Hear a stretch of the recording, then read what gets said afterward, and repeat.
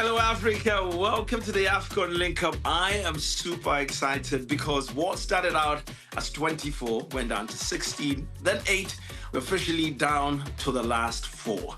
This is where we will be giving you our predictions for the semifinals and, of course, who we think is going to make it for the final. It's a full house, but most importantly, we have you that is watching us all the way from YouTube, TikTok, and of course Facebook as well. We need you to make sure that you are commenting, sending us all your shout outs so that we can also read your comments right here live on across all these platforms. My name is Lotan and I am joined by the rest of the continent. My country never made it, but for sure I made it right here with Chewy and of course John. I can see you, Lily. I can see you, Akin, and of course Citizen Mo. Hi guys, how you guys doing? Good afternoon, good evening, good morning to where you guys are watching us from. Chewy, you have an amazing grin on your face. Are you already in the stadium? Listen, I have a grin on my face. I have a grin on my outfit. What more? I am reporting live from the kitchen. Behind me, ladies and gentlemen, is where we're cooking Moroccan. If you're hungry, we're cooking Moroccan. And, you know, you guys can't really relate. John told us he's 500 meters away from the stadium, or he's 500 miles away from an AFCON trophy as well. Oh, How you people doing? I see what you're trying to do there. Chewy will definitely talk to you because you are live at the ground, the epicenter of what's going to be our second matchup right here on your World of Champions. Hopefully, Nigeria gives you a smile, and hopefully you don't have to play for third place come this weekend. But let me go over to everybody else. Citizen Mo, you have an Egyptian jersey on. Did you think Egypt will go all the way to the final? Starting the tournament, no. We have an amazing squad on paper, but we like our manager isn't really the most gifted manager tactically. So starting it off, it wasn't really going well. We barely beat South Africa. We barely beat Zimbabwe. So not then, but right now we're on form. And if you know Egypt, if you know anything about Egypt historically, we beat the biggest teams. We don't perform well against the lower performing teams in Africa. So I'm confident about today. But it's just going to be a matter of luck. We need to hit our chances.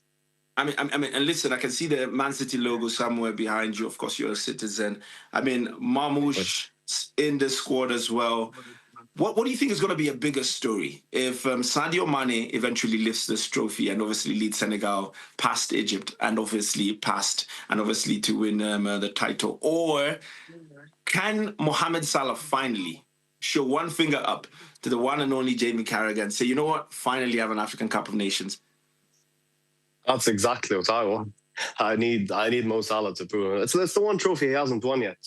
But yeah, I think it's time for Mo Salah to actually go on and win it. I feel like Sadio Mane had his moment. He's led Senegal to an AFCON trophy before. He's led them to World Cup qualification against Salah as well. So I think it's our time now. Like, come on, if we lose to them 3 times in a row, just delete the national team, honestly. And of course, we'll get a little bit deeper into that particular match. And Citizen Mo, you will be very pivotal in ensuring that we get all the in-depth analysis as we obviously highlight and preview that big game. Senegal versus Egypt is going to be live right here on your World of Champions. We have Lily, and your team got knocked out. I'm not too sure you guys were in it to win it, but who are you backing now? I guess I'll be with Nigeria. What happened between us and Morocco, it's something I'll never support Morocco. So today, I'm a Nigerian fan. Igwe, I'm with you guys. Beat Morocco for me. Unbelievable. You're not too far from where I am in Tanzania. I mean, first of all, what did you think about the performance from your boys? Did you expect Tanzania finally to make it out of the group stages? It was epic.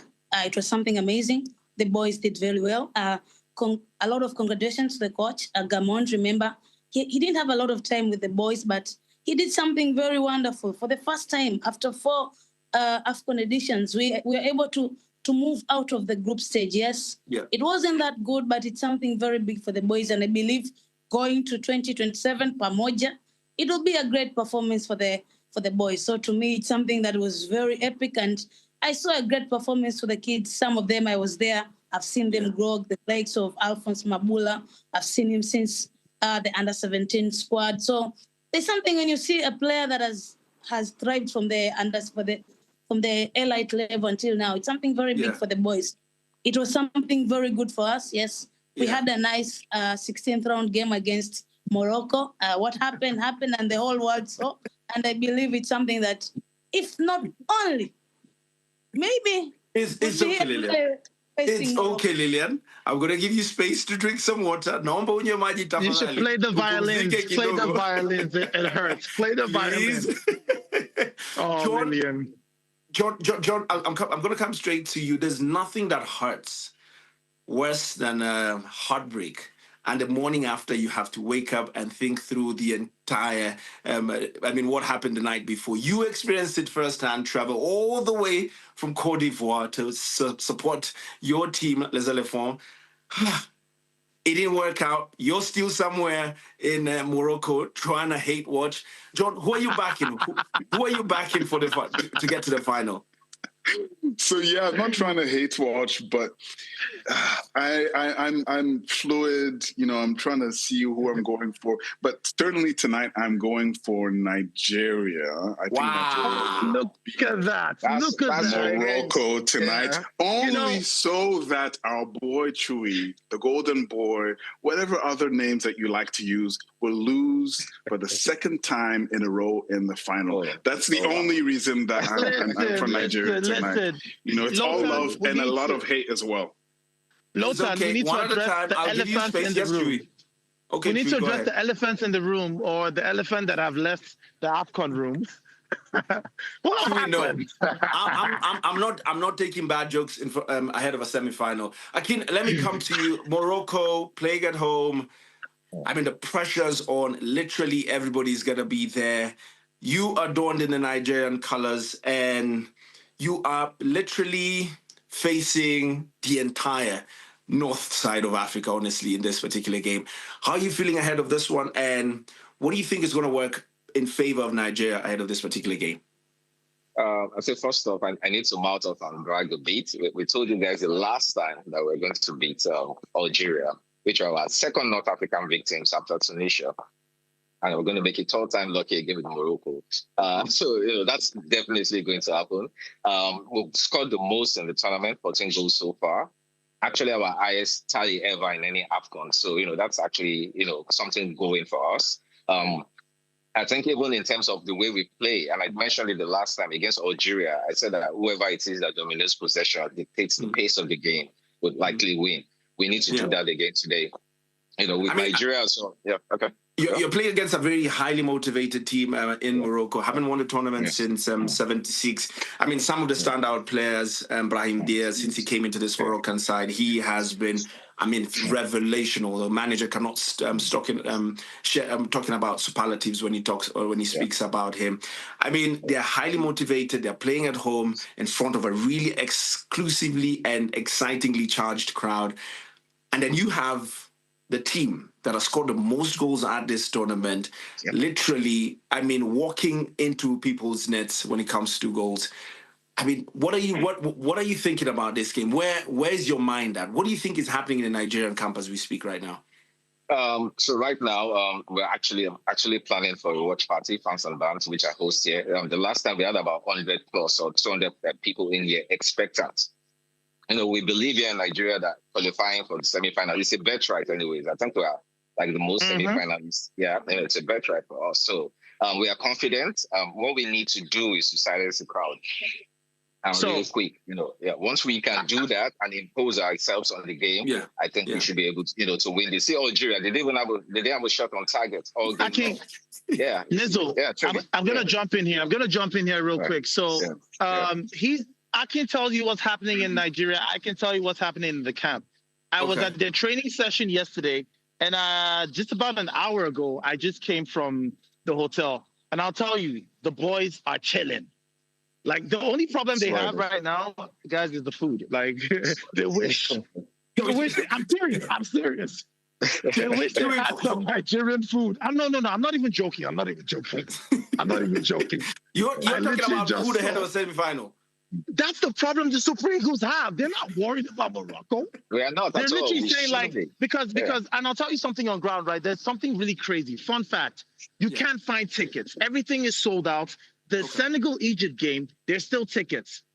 Tickets are going for as high as over 2,000 euros. And even Moroccans are looking for tickets to be bought. So it's a madness. And I spoke to the coaches. One of the coaches like, man, do you think it's going to be crazy? Because Algeria was a madness. It was like 90% capacity Algerians, if not 95.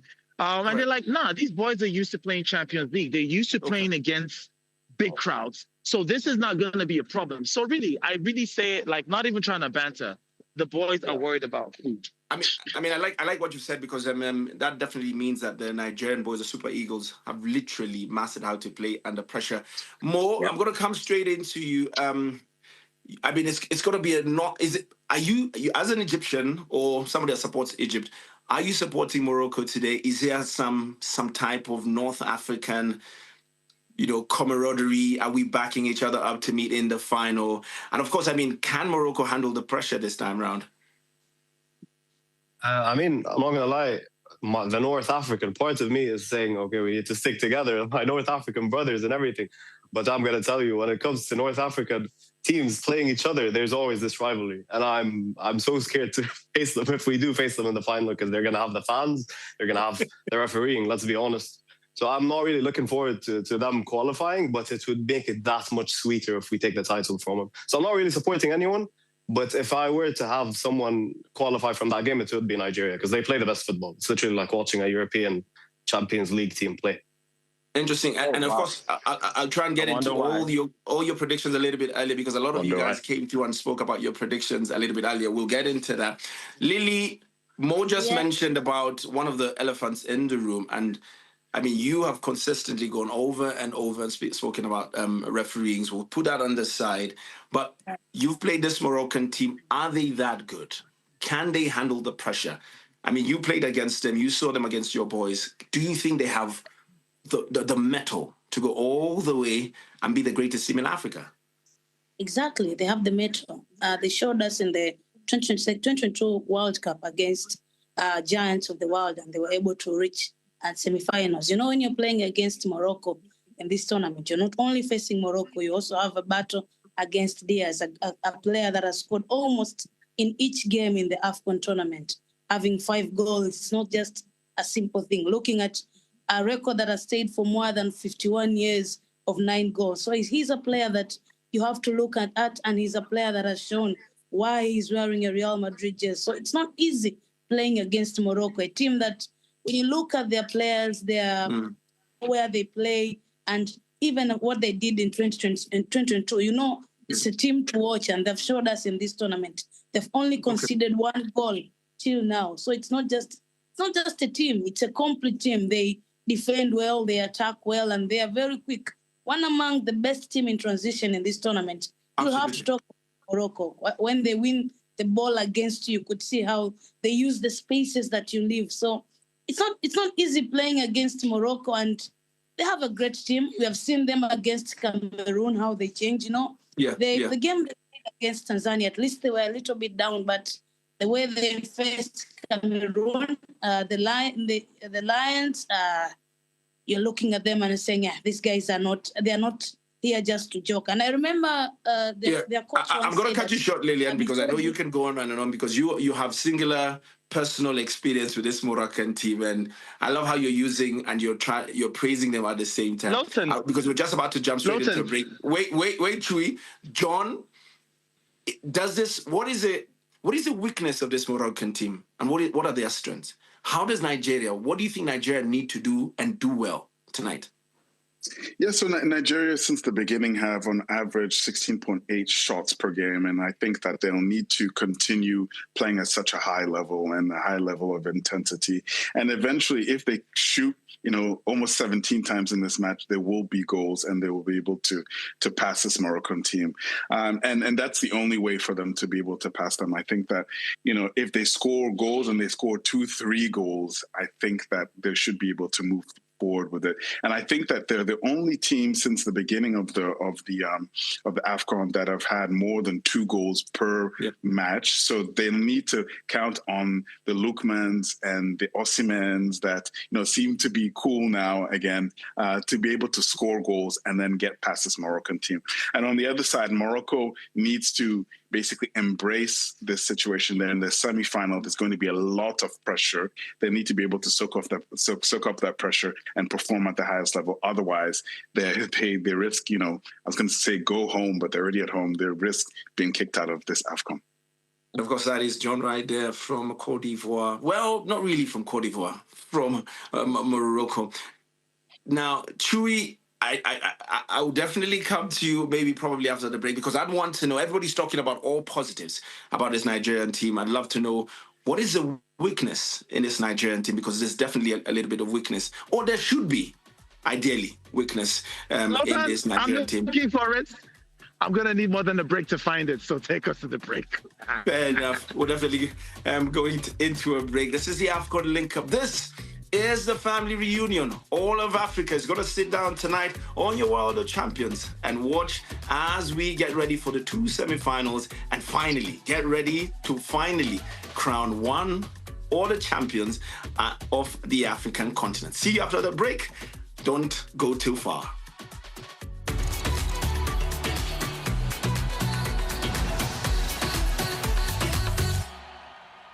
Earn up to 7.35% interest and keep your money agile with the NetBank Just Invest account. Pay no monthly fees or commission. Invest in under 2 minutes on the Money app. Get money fit with NetBank.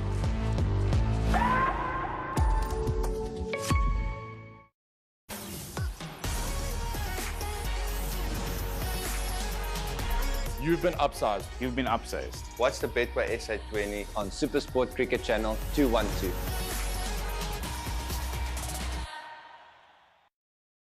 First rules first. Tennis is and always will be a gentleman's game. Keep the court disturbance free. Dress codes will be strictly enforced. Leave the play to the professionals. Remain seated during play. Children should be seen, not heard. Players and spectators should never interact. Noise must be kept to a minimum. And above all, players must maintain decorum. Tennis in Australia hits different. Catch all the action from the Australian Open live on 3 broadcast and 2 streaming channels. SuperSport's coverage is proudly brought to you by M&G Investments.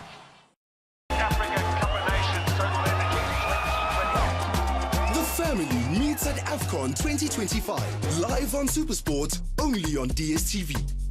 In the heart of every champion lies a journey, one of resilience, passion, and dedication. It's a journey that starts as a dream and is fueled by ambition. A journey made of the relentless pursuit of greatness. And greatness isn't given, it's earned. With every challenge, goal, and celebration, it's a journey that inspires generations. And one that proves that we are made of more. 10Bet, official betting partner of Bafana Bafana.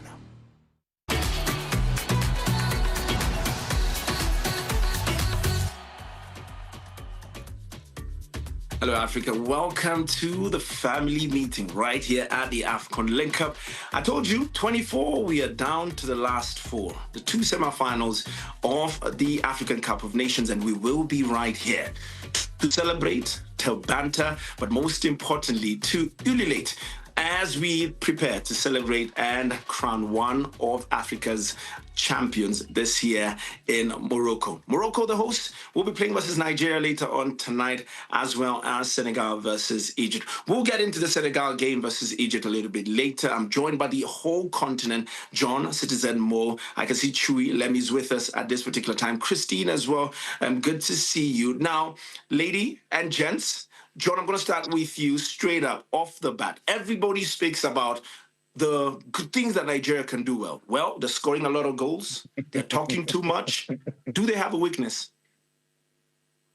Do they have a weakness? I think they do, but we haven't seen the weakness so far. And like I said earlier, I think that their weakness is going to come in the final when they choke. But more seriously, it's difficult to see what kind of weakness that they had. You know, there was that story between Lookman and Osimhen, and we saw that maybe there was a fracture in the side. But it seems like everything is fine and everything is good in the camp. Like Chu was saying, what they're caring about is having some Nigerian food. Maybe they need to go back to Nigeria to eat some Nigerian food, but that's, let's leave that to the side. But I think that it's going to be difficult to beat this Nigerian side. The only maybe weakness that they can have is their head-to-head against Morocco, because if I'm not mistaken, they've lost 3 out of the last 4 games that they played against Morocco. So maybe that's the only weakness that they have. But it's going to be a good game, and hopefully, maybe the best team win at the end of the day. Absolutely. We're expecting nothing short of goals in this particular tournament. Speaking about goals and the team that barely could score goals, we had to bring in Lemmy for this particular semi-final edition. Lemmy, you spoke too much. A little bit, not a tad, just a little bit too much at the beginning of, obviously, the AFCON link-up. Your team got kicked out sometime last year. How are you feeling about Nigeria going into this particular semi-final? And who are you supporting, Lemmy? Look, are you I have to first to the game? I have to clarify first. I wasn't talking too much. I was just, patriotic. You know what I mean? There's a thin line between being patriotic and talking too much. The people who do talk too much is Nigeria, and unfortunately for us, they have, put their money where their mouth is, and they're scoring a lot of goals. And with that being said, before I give you an answer, Loten, I want to teach Chewy. I want to fold. Chewy, you know what? Your team is going to win. They're going to win AFCON. Wow. And I want to teach you a phrase for you to celebrate after they've won, right? The phrase, can you repeat after me, Chewy? I mean, I can't repeat losses after you just to be clear. Listen, just trust me. Just trust me. Repeat after me. In Nigeria, I couldn't trust you to win the AFCON, so I don't know if I can trust you. Just repeat after me, In Nigeria. Okay. In Nigeria. Izodliwa. Is a what? Izodliwa. Izodliwa. Go AFCON. Go AFCON. Yeah, that means all the best to Nigeria for AFCON. But to give you an answer, I don't trust you, Lemmy. I don't trust you. Loten, to give you an answer, I'm rooting for a Sadio Mane farewell, happy ending here, right? They're facing Egypt. They call it the Liverpool legend matchup. And look, a lot of people want to see the likes of Mo Salah reaching the glory, but I'm rooting for Sadio Mane only because I feel like he's fell into the shadows over time, especially after leaving Liverpool. I feel like the respect has kind of dwindled down for the type of player that he is and how strong of a Senegal team this is. I think we're overlooking that quite a lot. But with Nigeria, man, they're hard to hate, man. They play good football. Their attack is very strong. The only problem is people like Chewy who talk too much. That's why we're sitting here. We're jumping over candles at night so that they can lose. I'm going to jump into that real quick. You said Nigeria is going to put the money where their mouth is. I just want to let the whole of Africa know that there was a $2.5 million incentive added by private citizens to make sure these boys win the AFCON. So there's a lot on the line here, in addition to whatever CAF is doing. So we do big over here in Nigeria, just so you know. And this is what's going to happen to Morocco today. Loten, can you please do an AFCON link up straight after that match, bro? Please host us straight after that match. I'm just chatting to Nono. We probably need to do one later on tonight because there's a lot of banter. Abigail, all the Nigerian players stand a chance to win. I mean, the $10 million that comes with CAF, and of course, $2.5 million that and his friends have put together as private citizens. Abigail, you're from Ghana. How's your heart doing, by the way? You spoke a little bit too much about Nigeria at the beginning. How are you feeling? The ref is Ghanaian. The ref is Ghanaian, by the way. Yeah. So we are all getting here today, Abigail. That's fantastic. And she's saying, Abigail. That's my sister.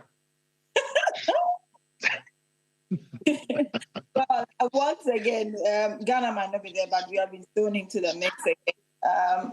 Daniel Laye will be the man from Ghana, most respected referee from Ghana. If you ask me, he's been through the mill. Big on the African continent when it comes to the inter-club competition. He's handled way bigger games. If you ask me, if you know how... We love him. Yes, we love him.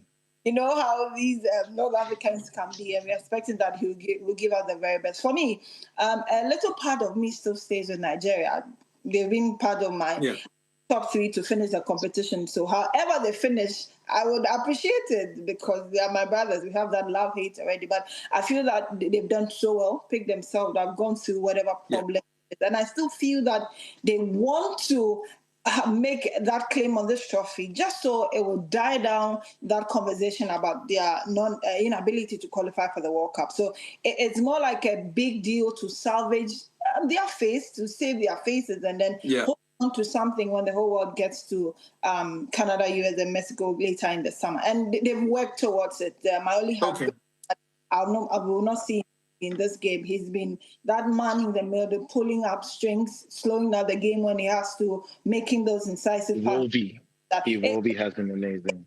Big boot for whoever gets to fill in for Ndidi. But I think that Nigerians have proven that game after game, they just know how to go for it. I just pray that their defense do not go to sleep, because the number of times they've gone to sleep, they've conceded goals quite almost immediately. And I really wish that they're able to hold their back as much as they have that prolific forward that is doing the magic for them. So maybe their defense need to be as sharp as they are in today's game. Yeah. Interesting. Abigail, speaking about obviously the Nigerian defense has been resolute. Nigeria on the verge of course, breaking several records at this African Cup of Nations.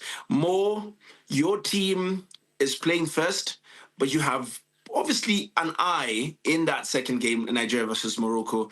If it was up to you, if Egypt had a guarantee way to the final, who would you rather face? And if Nigeria fails to win this African Cup of Nations, what does it say about this team? What does it say about Nigeria? Leave us alone. Leave us alone. It's a hard question. Okay, listen. First of all, let's talk about the matchup between Nigeria and Morocco. Like, who would I rather face? On one hand, we got a Nigerian team that is looking literally perfect. Like, you can't really fault it at the minute. Like, as you guys said, there's no weaknesses. Oh, Mo, you shouldn't have said that, man. Now Chewy's gonna hold on to it looking perfect. You're killing us, bro. No, I know. We're feeding his ego a little bit, but at the end of the day, it's not about the best team. It's never been about the best team. It's always about who wins. And if they concede like a fluke goal or like a goal or two and have a bit of lapses in the defense, they're going to lose. Happens to the best team. So that's the Nigerian side. Then we've got the Moroccan side. I do not want to face Morocco. Like, I'm being completely real with you guys, because Egypt versus Morocco, there's already like an underlying rivalry within North African countries. So if we do face them, we're facing the players who I'm gonna say hate us, and then I'm gonna say we're facing like 80,000 or however many the stadium can hold of just Moroccan fans, and then we're definitely facing the 12th, and we'll call the 15th man. Yeah, we'll call it the 15th man with all the referees that they're gonna have. So I'm not really fancying our odds against Morocco. It's crazy in Morocco. You see, when they won that quarterfinal game. They were on the streets, hanging from the windows, waving the flags off of a quarterfinal game. You would have thought they won the AFCON. It's a madness. Chewy, are you the celebration police now? I'm just saying, it's quarterfinals. Morocco. No, it's always crazy there. Like, even in the African Champions League, when Al Ahly faced, we literally faced like it's not even like one of their top teams. It's like a middle table team in their league. It was literally, the stadium was packed. Like, I've never seen anything like it. Like, their fans are crazy, and to face them, no one wants that. So I feel for you guys today, like Nigeria facing them. But I'm not gonna lie, we did beat Nigeria right before AFCON. Let's not forget that. Like, remember who you're talking with. But we could beat you again in the final. I'll take Nigeria. Listen, I'm going to tell you something. Yes, basically what Mo is saying is Morocco is a team nobody wants to face. Yes, Chewy. I'm just going to say one thing to Mo. If we meet Salah, it will be a Mo salad. Wow. Lowton, get this guy called now. Get this guy called now. Can we kick out Chewy out of this family meeting? Or this Banter? You can kick me out of the meeting, but you can't kick me out of the AFCON. We are 3 hours away. Don't you worry. We have a plan for that. John, let's hypothetically thinking, the team that has won and scored the most goals at this African Cup of Nations, if they don't make it to the semifinals, will this Nigerian campaign be considered a success, or they choked and bottled it?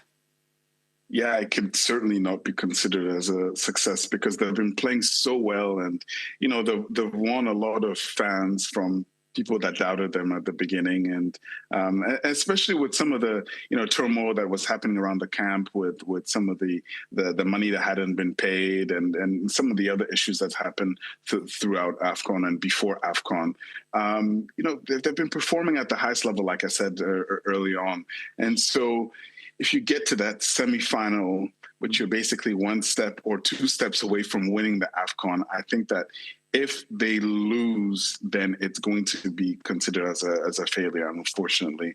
You can play as well as you want at the beginning of the AFCON or in the beginning of any tournament, but the most important thing for such a huge squad, for the people that put together their little money for that 2.5 million, they need to come back with the trophy.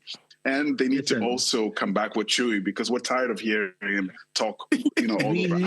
I'm about a kilometer away from him in Rabat, and I can hear him from here. It just needs to stop. We need to stop talking about the Nigerian players being old. We need to stop talking about it. We've been paid. Like I got my share too. We've all been paid. Here we go. Okay. Flossing your S&T. I can see what you're trying to do, Chewy. I can see what you're trying to do. Now, let's talk about Senegal versus Egypt, a game that Mo, of course, has both of his eyes on. I'll start with you, Abigail. Senegal, getting through the business, not too much noise, quietly doing what they need to do, and they're here. Everybody expected Senegal to get to the semifinals, and they're here. Can they take that 1 step higher and make it to the final? And, of course, once they make it to the final, how does it look like? What should we expect from them? For me, Senegal has been my favorite from the start of the competition. And so I have really followed through with how they have progressed and how they have gone on. And they're also looking to do something unique with the Egypt because the last time they won it was against Egypt. And then they went on to also get to the World Cup in 2022 at the expense of Egypt. And so they do have that with them and how they were able to do it for the third time, only time will tell. But I'm happy with how Paptia has been able to keep his boys and his dressing room together. You get to see that calmness even with how they have played. A lot have said they have not really gone through the mill like Egypt have gone through from the blast of competition, how they had to play against South Africa, get through with Zimbabwe and then to Angola, and even how they had to qualify. It took Mo Salah in the 124th minute to get them to pass the round of 16. So they have really gone through them. But I think that Senegal, like you rightly said, have done that on the quiet and on the low. It's definitely going to be a Mo Salah, Sadio Mane thing. And for Sadio Mane, for me, I feel he's rather being a team player than one who wants to go in for the glory and be the man to be talked about. He has a go-to.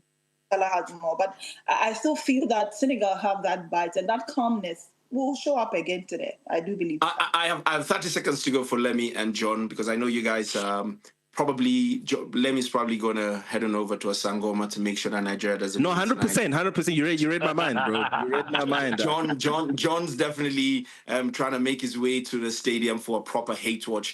Lemmy, Senegal, Egypt. Let's talk about Senegal. What makes them tick? Briefly, I have 20 seconds for you. Look, again, I'm going to keep this very short. I know I'm overlooking everybody else in the squad, but I want to see Sadio Mane back in the headlines.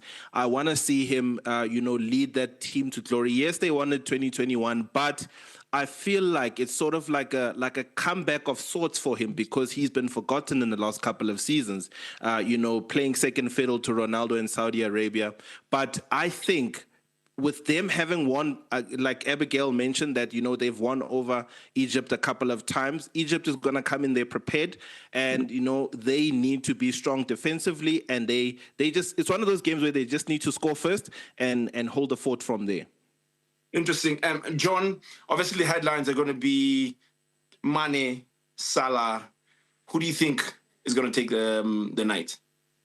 Yeah, I have to give it to Mane. Wow. Yes, he hasn't scored that many goals. He has only had 1 goal, but he's had 3 assists.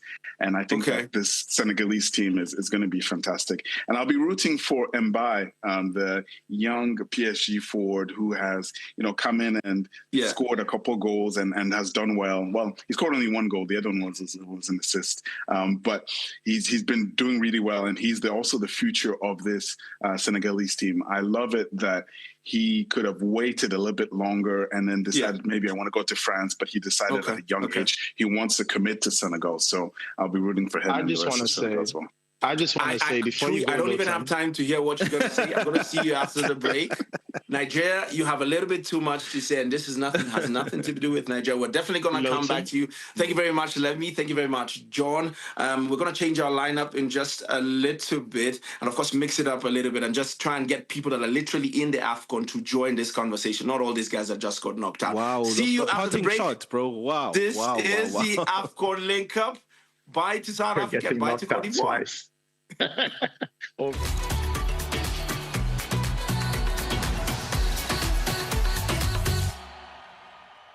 Everybody around me go eat. Everybody around me go eat. Wanna know the ganja. Get the new Streetwise Feast with 2 free small no sugar drinks. Ukula wami akubanga lula. Mhlambe manje ikho nami endlela mangithola umsebenzi ngobambe ngale ndlela ngibambe ngayo. La isiwa khona. Vela akukho right. Ngabothi leli thuba lokuthola kumele 7 years old ngicela strong citizen zasekhaya. Into important engipusha kakhulu ukuthi nomuze ngishiyo uyo uwona ekhaya angivumi bathi uqine nguwe sekanjiya.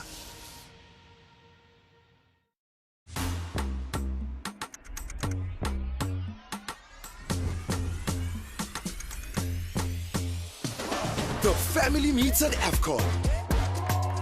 Catch every match in 6 languages with analysis by the continent's biggest stars. Live on SuperSport, only on DSTV. Get so much more. Get so much more this January. Save up to 40% with ShopRite's unbeatable back-to-school deals. Swipe and save on Stettler retractable wax crayons for only $52.99. A Scholar exercise book for just $4.99. And heavy-duty polythene rolls for $12.99. Get so much more with up to 40% off on back to school. Only at ShopRite. In the heart of every champion lies a journey, one of resilience, passion, and dedication. It's a journey that starts as a dream and is fueled by ambition.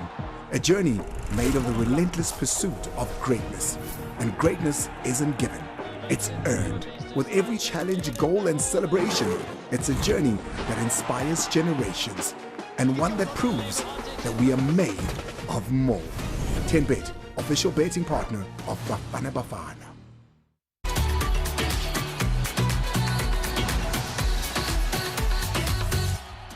1 second, guys. And here we go, man. Welcome back to the AFCON link up right here. The entire continent is back together. My producer is constantly adding more and more South Africans to try and get them into the final. It's not going to work. No, it's not going to work. This is not how you get to the final. But anyway, I am joined by the entire continent. And listen, a lot of you are coming through on YouTube, on TikTok, on Facebook. And Chewy, you are on the streets of TikTok. Wagwan. What are people saying on TikTok? So what I love about this AFCON link-up is the conversation is shifting throughout the AFCON because I'm seeing the people rooting for Senegal, Morocco, and then I see this special person going, as a Cameroonian, Moroccan all the way. I'm from Botswana. I live in South Africa, but I'm supporting Nigeria. And it's just like Nigerians, I see them going. Nigeria wins Morocco 3-2, live from Uganda. Everybody who started with, I'm repping my team, now they want to rep Nigeria. It's okay. There's enough space. Come in, join us. There's space for everybody to go. We're joined by two South Africans, Emilio and Fresh Ndlovu. Fresh, I'll start with you because I really know what Emilio is about to say. I can see it from his face. Fresh, I mean, your team got knocked out sometime last year, something like that? Yeah? Was it last year? Wow, okay. Listen. This feels like Lotan, I need you to change the way you speak because this feels like I'm in an AA meeting. You know, hi, my name is Emilio and my team got knocked out. Hi, my name is Fresh. Is this an intervention going on? I'm in the wrong room. Who are you supporting? Nigeria for now. Oh, South Africa supporting Nigeria. For now. Nigeria for now. Personally, with the two semifinals today, I'm on Senegal and Nigeria's side. But in the final, guys, no. So you want That's the just about participants it. to be slaughtered in the final? Not necessarily slaughtered, but I would prefer if Senegal took it. Because I cannot take the backlash of Nigeria winning this thing. Okay, I hear you. I hear that Nigeria is going to win it. I hear Senegal is going to be in the final.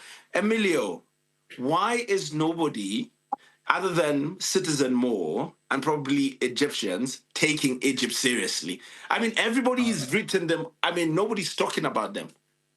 I was going to ask the same thing, literally. Brother, thanks so much, man. That's a perfect question because I was actually listening to the discourse just before this and I was thinking there's so many questions I want to answer, but I actually, even as a Manchester United fan, even as a Bafana supporter, would actually like to see Mo Salah win the AFCON. I'm a bit nervous because, you know, the three teams that I kind of backed up until this point, they're not in the competition. You'll remember last week I was kind of hyping up Ighalo, hyping up Ivory Coast, but I think Lemmy was saying Sadio Mane needs to win the AFCON. He's done it already, man. He's done it already. Mo Salah came close, I think, on two occasions. And I think if he can get it, if he can clinch it in this AFCON and cement his legacy, it's the perfect narrative, man. I think football's about narratives.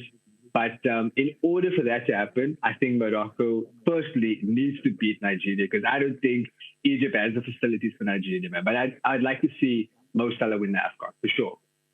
Interesting. And of course, I mean, everybody in Egypt probably is up on their chairs shouting and celebrating what you're saying, Emilio, and I can see it on Mo's face.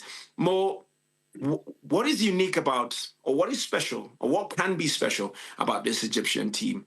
They've done their homework, went through a very difficult pathway to the final. I think they've had one of probably the most difficult pathways to the final, or to where they are, honestly, because they're not yet in the final. What do you think what do you think are their strengths, and what do you think they must do well tonight if they're to get to the final? Okay, first of all, I'll just mention a thing that no one knows much in Africa, like Egyptians in general. When it comes to like management style, you need an Egyptian in charge because we need someone Egyptian that understands the way they think to discipline them. And literally any international coach that's coached this and tried to put some tactics into the team has not worked out. And we've seen it in the past couple tournaments and everything. Last time we won AFCON 3 times in a row, it was with our Egyptian manager, the last Egyptian manager, Hassan Shahata, who we're all praying for at the minute. He's a bit sick. But that's how we won. It's literally just discipline. Like Egyptian coaches know how to discipline the players. I have a question. Okay. What is it about the Egyptian mindset? I want it very short because I'm I'm very interested. What is it about this Egyptian mindset that you feel like is only an Egyptian can instill? What are Egyptians like? It's like Madrid, Madrid of African countries. It is the Madrid of African countries. Let's be honest, the 7 stars are not here for nothing. No, but I don't know. I think every nationality knows how to deal with its own a bit more than any other nationality. Let's be real, in any aspect of life, like that's just a natural thing. Like I'm sure you guys in Nigeria would know how to understand each other's mindsets and everything the same way, because you're raised the same way. You know how the mindset is, you know how the mentality is. I haven't seen an international coach discipline the players. Like we always have some outliers who just either think they're above the manager or whatever. When it's an Egyptian coach, and especially when it's Hussam Hassan, the guy that's holding the team right now, who actually won an AFCON, like he can discipline them. He can he can talk the talk. These players don't listen to others. I don't know why. I honestly don't understand it, but that's just the case. Interesting. And I'm down to my final minute. This is extra time, guys. Sure. One word from everybody. What is the one thing for sure that will happen in the semifinals? Abigail, let me start with you. One thing that would happen is Senegal will win, Nigeria will win. Senegal win, Nigeria win. I like it short and sweet. Let's keep it that way. Chewy, try and keep it short. I'll go last. Okay, Citizen Mo. 8 stars coming soon. That's all I'm going to say. 8 stars. Ooh, I like that. I wish my team had a star. Fresh Ndlovu. I'd say Northern Africa upset. Ooh, Morocco and Egypt out. Hey, rubbing my fingers for that one. All right, Emilio. Tears, my brother. Absolute tears, man. I'm hoping that Morocco, Nigeria game, there's tears on either end. I'm happy. But if I see tears from Chewy, I'm happy, man. Tears for Chewy will make Emiliano's. Yeah. Chewy, what's going to happen? What's the one thing guaranteed that's going to happen? Probably no internet. Me? I'm here. What will happen? What's the guarantee? Oh, I think we lost him again. I knew it. This is a sign. This is a sign that definitely Nigeria are not going to make it. Nigeria going to fumble the bag. There we go. Nigeria going to fumble the bag. Chewy, time's up. Thank you so much, guys. The team is absolutely getting ready for, of course, to give you all the lowdown and all the predictions and, of course, all the insight as we get ready. You can see them right there on your screen. Remember, all these 2 games are live on your World of Champions. You'll definitely enjoy Senegal versus Egypt. And, of course, later on tonight, it is going to be Nigeria versus the host team, Morocco. Can't wait to see you on the next episode of the AFCON Link Up. Yes, Chewy. Lotan, this is what is going to happen. Morocco is going to get swallowed up by Nigeria.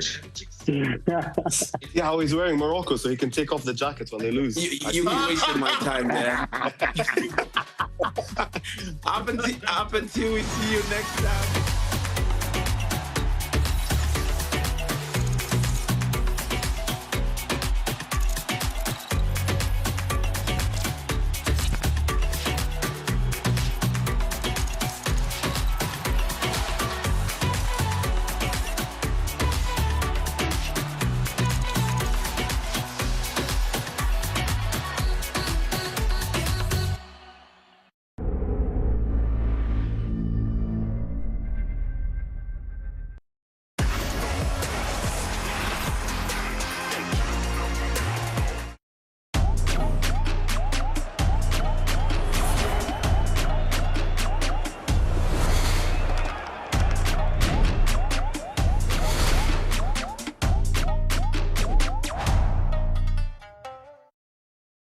What makes greatness?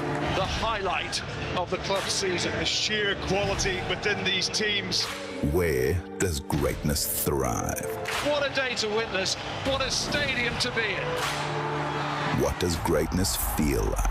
This is a new chapter, frenetic, exciting, chaos, carnage. The bravest performances you will see. What is the reward for greatness? It's the big one, the 30th Investec Champions Cup final. Bordeaux Begler have done it. It's thoroughly deserved. The greatest club rugby competition in the world. Brought to you by Banter, leading international bank and wealth manager. Game, set, and a sunny good day, mate. It's the Aussie Open. Bringing the sizzle down under is Yannick Sinner. Are you ready for this? The two-time defending champion returns to Melbourne as a firm favourite after wrapping up a hugely successful 2025 with a second straight ATP Finals title. It is back-to-back titles for Sinner in Turin. Away from the court, Sinner has been switching his racket for a golf club and hitting the slopes. Let it rip. All the action live on 3 broadcast and 2 streaming channels, because tennis in Australia hits different. SuperSport's coverage of the Australian Open is proudly brought to you by M&G Invest.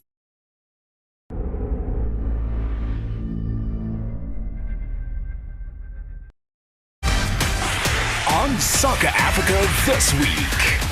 Let me introduce you to our special guest here in studio, Odion Ighalo. If you don't know the name, you're not a real follower of African football, so let me help you a little bit with the Super Eagle of Nigeria's CV very quickly. He's a man who's amongst the top goal scorers for his nation, and what he did was impressive when it came to the Cup of Nations in 2019. Top goal scorer of the tournament. He was also named to the team of the tournament, and he came out of that tournament in the semi-finals against Algeria, who are the opponents for Nigeria in the next round in the quarterfinals. So, Odion Ighalo, welcome to the show. Also a man who made a move from China to Manchester United, which we need to also understand.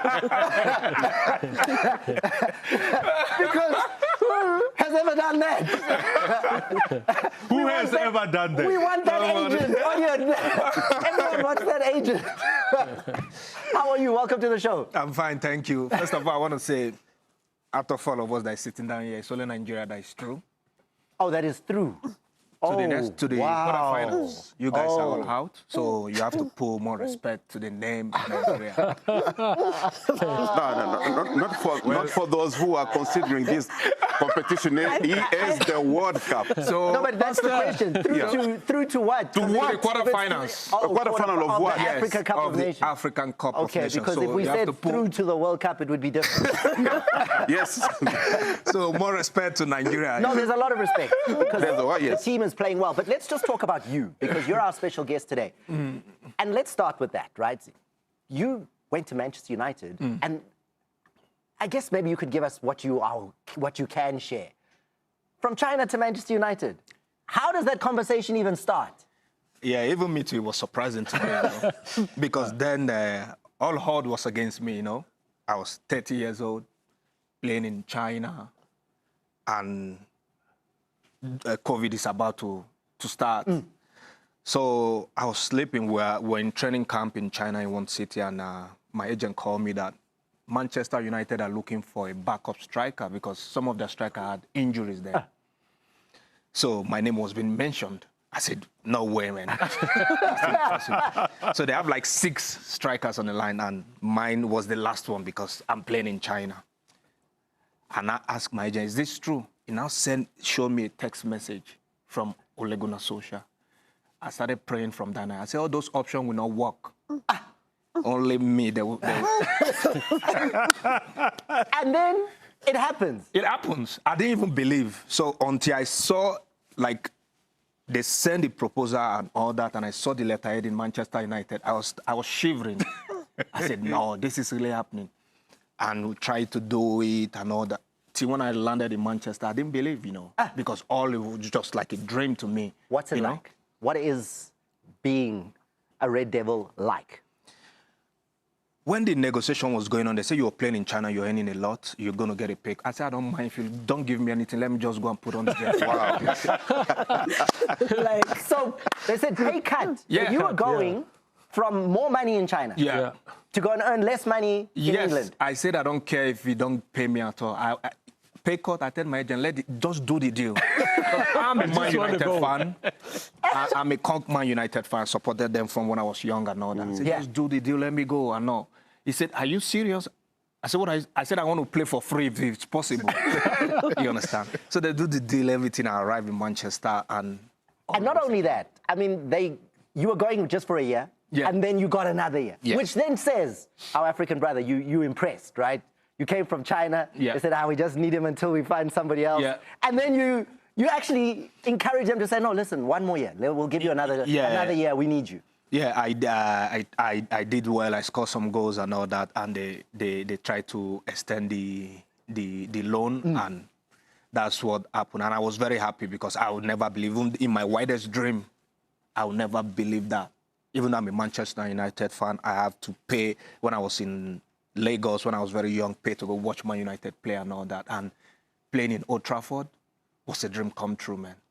Manchester United, if you are hearing me, is one of the big, if not the biggest club in the world.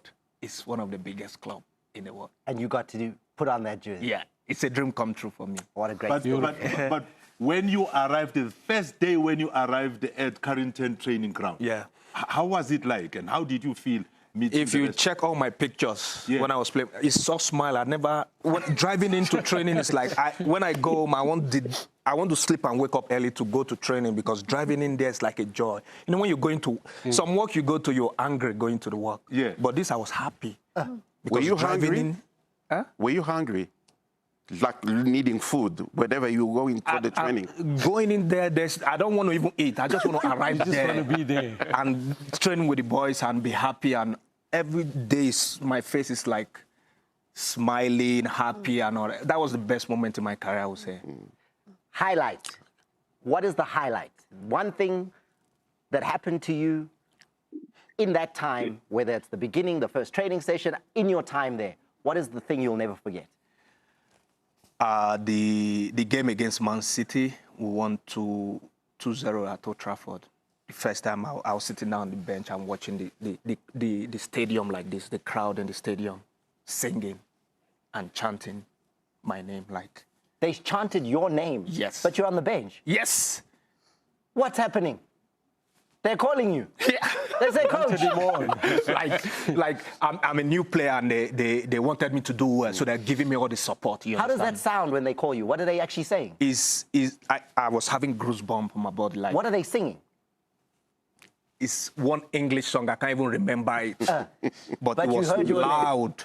And I was hearing my name and all that. I said, whoa, this is... I've played football in my life for how many years, but this is different to everything I've been through. So it was a dream come true for me. Did you come on? Yeah, I came in. I came in, there's one pass I control and give, and they gave assist, and McTominay scored the second goal, 1-2-0 that game at Old Trafford against Man City. It was one of the highlights. Apart from the goals I scored, but that day I sit down at the bench and saw the Old Trafford, the crowd like that. I said, yes, this is now I'm playing football, not all the ones I've played. I have arrived now. Odion, wow. If I could take you back a bit, because it wasn't your first stint in England. You started with Watford. Yeah. There's a game I want to jig your mind. You came on as a sub in the second half and you scored 4 goals. It was a FA Cup game against Blackpool. You won 7-2. Yeah. And then 2 years later, when Watford got promoted to the EPL, you scored twice against Liverpool and you were player of the month. Yeah, we won Liverpool 3-0 at home in Watford, yeah. Well, we're looking at some of your action here, and Watford and Liverpool and Ighalo and... But you were Who's that defender you were pushing on? Scatter. You just held him off there. But you're wearing gloves. No one else is wearing gloves. Yeah, it's cold, man. I'm an African man. You must be strong, oh. We don't have snow in Nigeria. Wow, great memories with Odion Ighalo, and now part of our panel here on the World of Champions. A man who not only did it in England, but has done it on the African continent. Top goal scorer 2019 Africa Cup of Nations, and plenty of goals in the back of the net for the Super Eagles of Nigeria. In fact, was the top goal scorer in that tournament for Nigeria as well, with 3 times he found the back of the net. But I need to move on. Otherwise, we'll stick with Odion the entire show. And this is where the family meets. Missed it? Don't you worry. Catch the full episode now on your DSTV mobile app, as well as your DSTV catch-up box.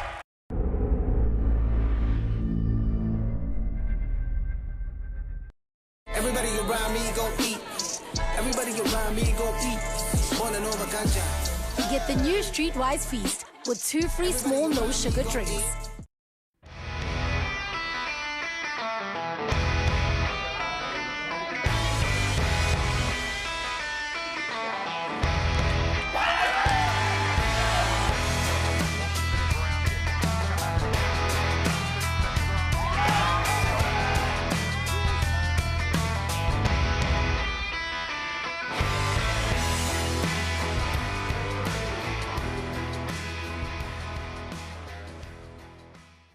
Gerald is a good South African. He teaches self-defense to the community. Believe me when I say, no one is catching me off guard. Not in the streets, and not in my house. Power surges, I duck, and I dive. Thieves, they try, they cry. But if one sneaky skabanga slips through, I contact Budget! SMS Budget to 43967 and get the world's #1 home content cover. Budget Insurance, official insurer for good South Africans.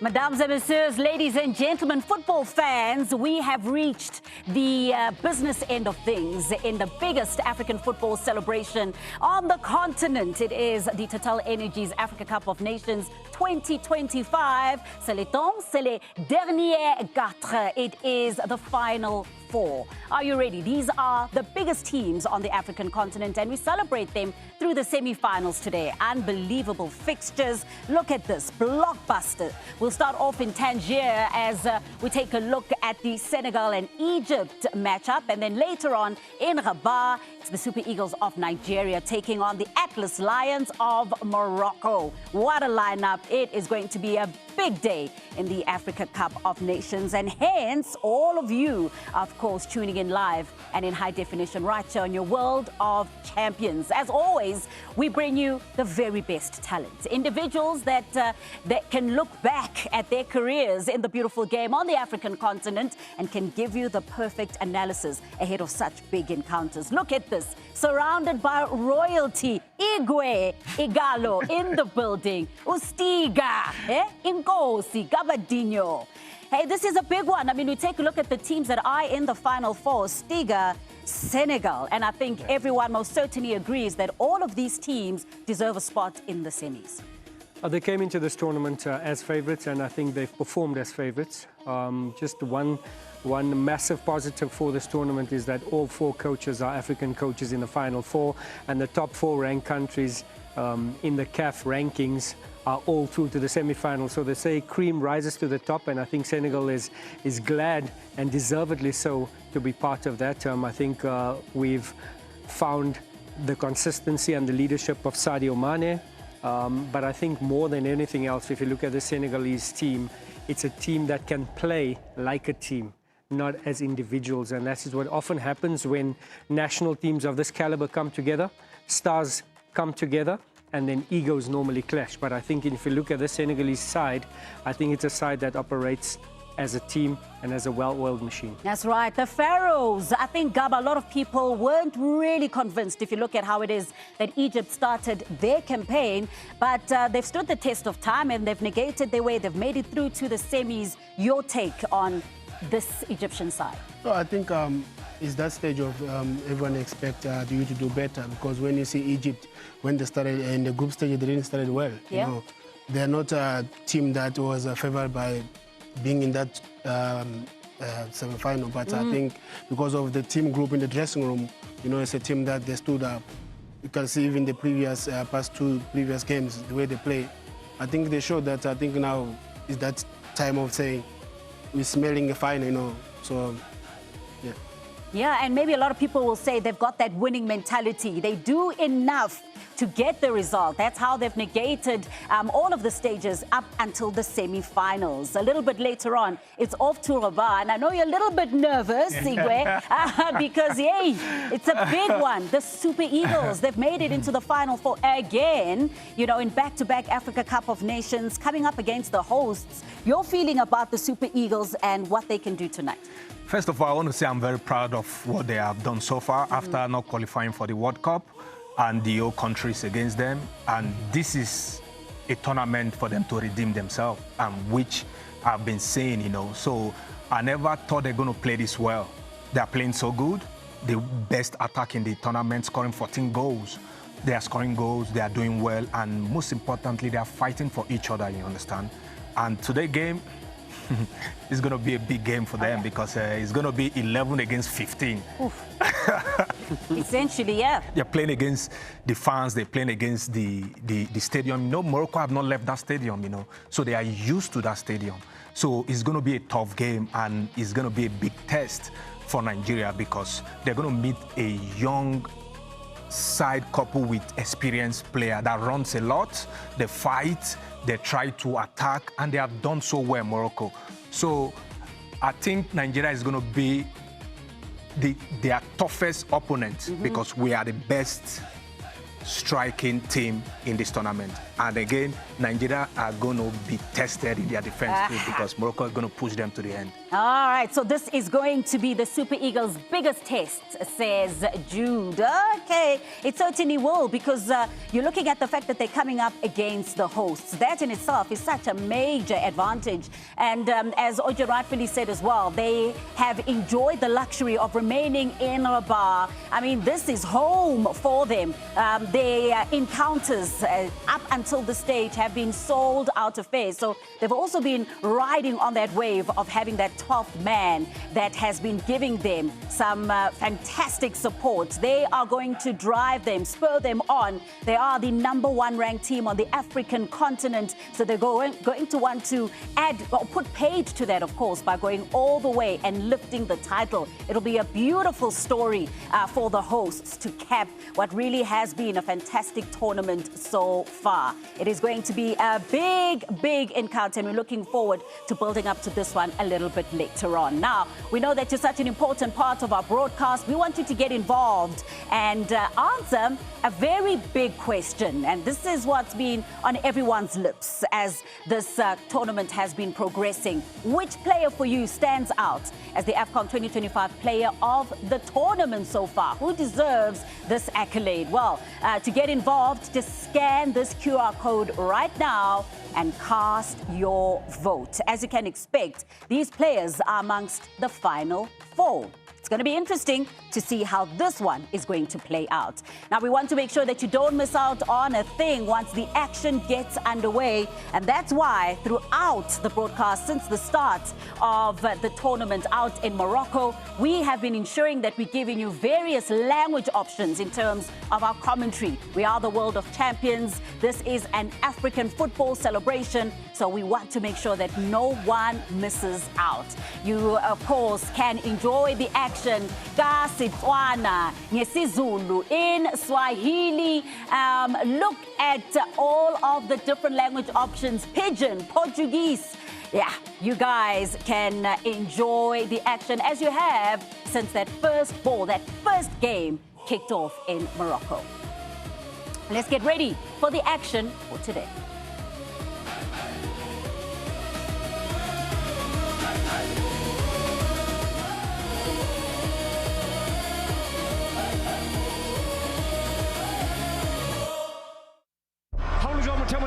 Kickoff Africa Cup of Nations 2025 Karana ya Morocco. Ejepita 7-time champions. Banter Odion Pasa Quarepoa 3-time champions. Second Africa Ibile Kibarba Setan Sekura defending champions.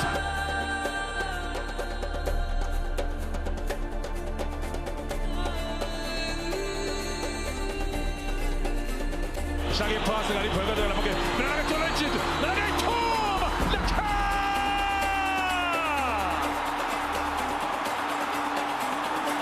Hari Ibrahim El Hanafi.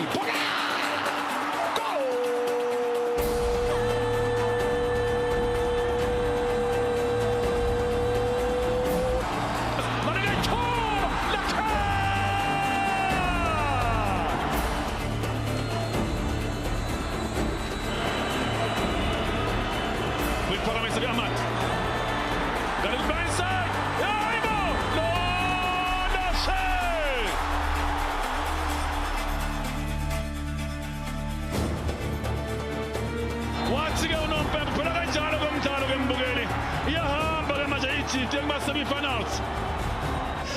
Matiti, Kimatateleko, Kimuritito, Butsi, Matiti, Manya Padino,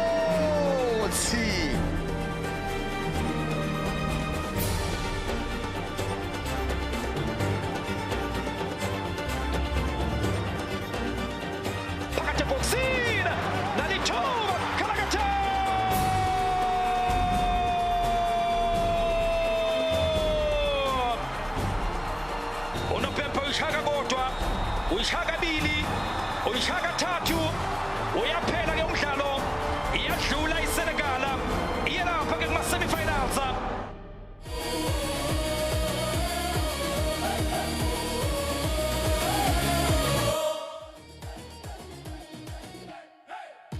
It's a big day, and we want to make sure that you don't miss out on any of the action. You're celebrating the different language options in commentary, but we've got two of them here in the studio just to talk about what it is that you can expect. Setswana nangesizulu.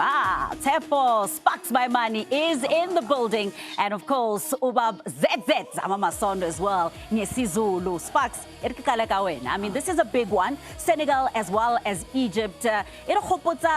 Final earlier 2021, that AFCON final 2021, it's a repeat of that. Isimole 2019 shaba.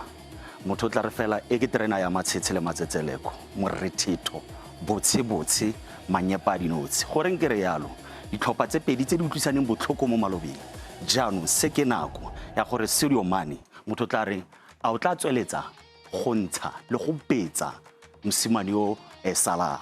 Me mo letsatsing la gompieno mosimane yo Salah ke nako ya gago ya go bua go morago ya go tla go itwanela kgatlhano le lekawana le la go Senegal. Gopola ba tshameketse ditlhopha setlhopha se le sengwe Liverpool se ene le botsalano bo bo simologile mo malobeng bo bo fitlha mo tsatsing la gompieno so mo tsatsing la gompieno shaba e be ke utlwa madi a ka tsamaya ka lebelo ya go nna jalo mengwe ya metshameko e botlhoko gonne thupa ya maloba 2019 thupa ya maloba ya 2021 mo tsatsing la gompieno e santse e le ntšha mo dipilong le barati ba naga ya Egepetwa ka jalo mo tsatsing la gompieno go tla tswa fela mo goreng ditlhopha tse pedi di ipakantse jang ba tle ba re yo o ipakantseng botokwa ke ena a bonang pheng ba re se fetwe ke matshitshi matsetseleko moretito botsebotse setlhopha sa Senegal ga ba dire sepe se thata they've got the two surnames tse di tshwanang mo gae tse di tshwanang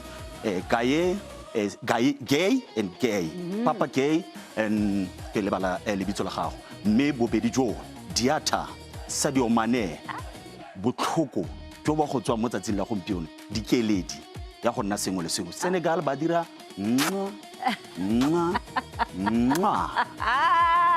I've got goosebumps. Oh, man, ka Setswana. Asishaye ngesizulu ke ukuthi kuzoyenzakalani ke namhlanje baba. Namhlanje ongaphansi nongaphezulu ngoba simbinda madoda ngempela ukhona lapha nje okade ekhuluma nje khona manje usebethi umani uzobe khona lapha naye lo mfo ukuthena uMosala uma umbheka nje uyabona uhola ehamba phambili amagoli asewashayile azemane kulo msebenzi lo esikole njengamanje ngizosho nje mina ukuthi ngempela sibonga nje ukuthi konako sila part of the master plan yithi esikhona la siyayibiza ngalondlela siyajabula futhi sibonga ukuthi sikhuluma ngolwimi lwethu esilithanda ngendlela emangalisayo kusho nje namhlanje nje ongaphandle nje yonke lo ngaphakathi sizobona ukuthi kuzogcina kuyiphi evubile ugobo phona ngoba zothi konakele konakele ngempela namhlanje Hayi yawuzwa man this is what we love about the African continent beautiful cultures beautiful languages and we enjoy it as part of this African celebration. Let's get into it. Seleton.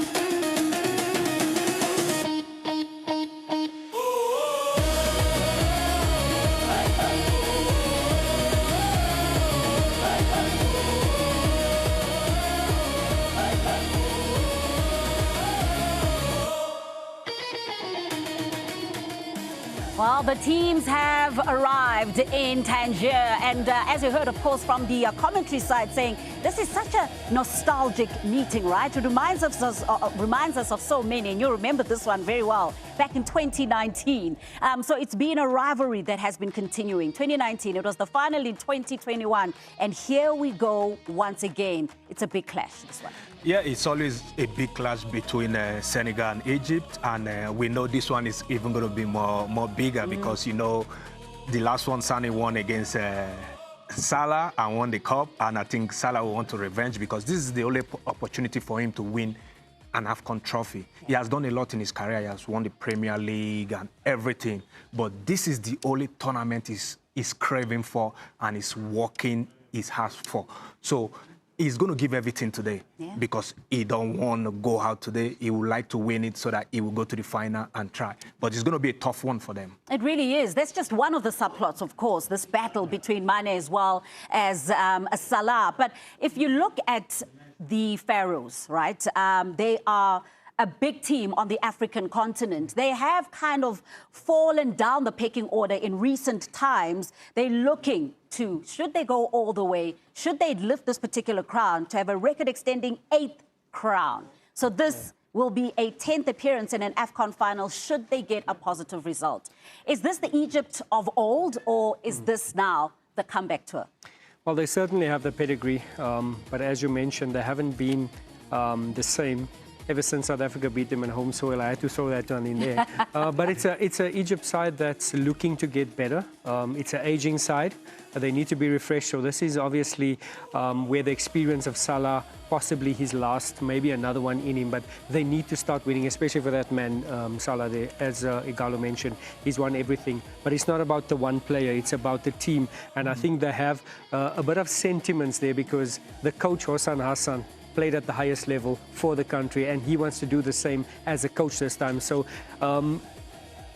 evidence of that is how they've played this tournament. They have not been at their best. But when it matters most, Egypt know how to play to come up with the goods, and that's what they've done against Ivory Coast, scoring 3 goals. So clearly they have goals in them. They've got a attack that's very fearful in the likes of Mamouche as well as Salah. Atia to join that from the midfield. So they have the pedigree, and they're playing tournament football and getting better with each game. Yeah, you spoke about the importance of being able to grind out results, and that's what we've been seeing from this Egypt side. Yeah, I think it's a team, like I said, past 2 games, they showed that their character, I think they switch on, they're good. I think they're in that form of saying now, I think we are close to the final, you know. They say final come once in a year. So I think that opportunity when it comes as a player, even if I said I want to retire today or tomorrow, if we have that kind of trophy on your dashboard, I think it's going to be super thing. So I think today is going to be a key player for Salah, Mahamouche, to show up again like what they did the previous game. So I think today is going to be a great one for them as well. Yeah, another encounter that's about some of these key individuals. We spoke a lot about Mohamed Salah, and on the other end of things, obviously so much being said about Mane. You know, these are 2 foes that know each other really, really well and are going to want to go for broke. How important is it to have, you know, the standout talismanic player in a team? Yeah, it's always going to be a rivalry between them because they played in the same team before, and we all know what happened in Liverpool. Sometimes man is not always happy because I think he worked hard very well for Salah. Salah is one of the greatest African players, no doubt about that. But today is going to, the both of them have to show up, you know, to lift their country up, you know, because if Senegal is going to win today, Mane needs to show up and take over the attack and do something different. And if Egypt going to win today, Salah needs to show up too, like the last game. So it's going to be a tough one, and I wish the best team today to win. Yeah, talking about Mane showing up, do you feel like we've been waiting for him to do that? Just 3 assists since the start of the competition. We're looking for goals as well. Yeah, I think, yes, when we say Sadio Mane, we want goals. He's got 1 goal so far the tournament, but I think his importance to the team is there to see. And he's created 15 chances.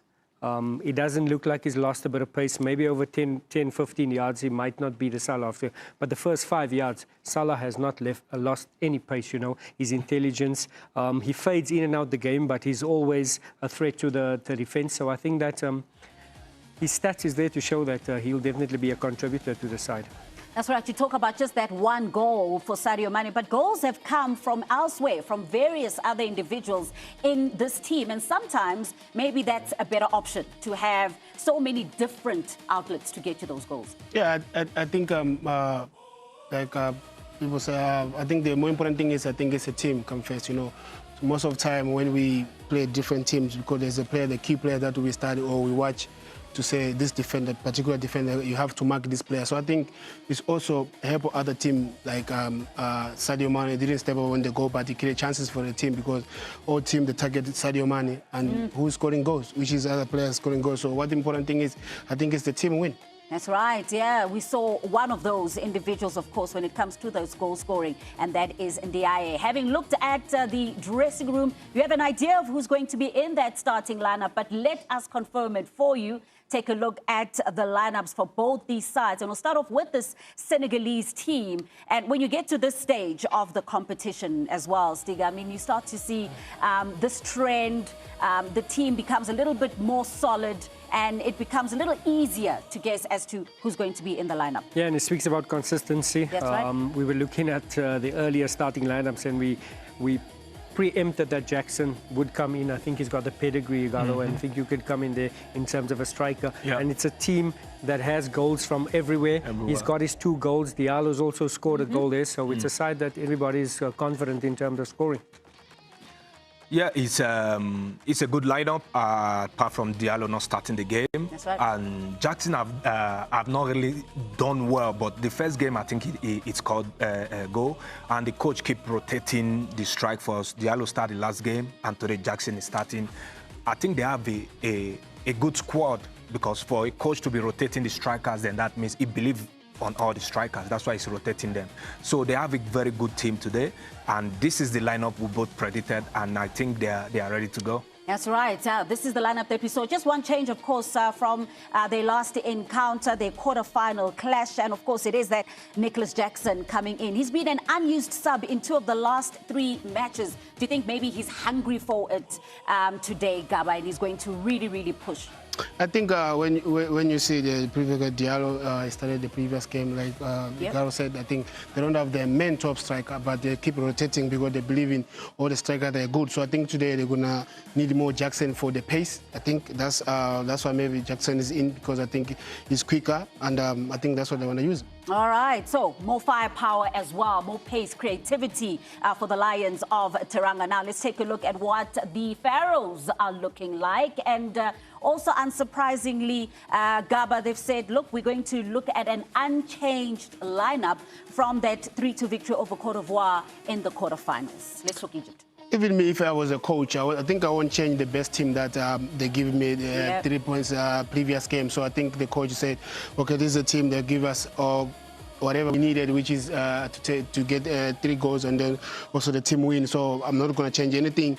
I think I'm going to continue the same team. So I think it's a great team. I think also you could see that the show of the previous game, like they play like they're hungry now. As Egypt, they're hungry. I think they come together as a team. I think they speak in the dressing room, say, guys, I think this is a stage that everyone needs to step up. I think even the previous game, they step up. They show us to say, like, okay, this is Egypt.